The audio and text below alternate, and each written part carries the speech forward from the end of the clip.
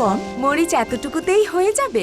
রাঁধুনি 1 চামচ মরিচের গুঁড়া মানে পুরোটাই মরিচ, অন্য কিছু নেই। খোলা মশলায় ধুলা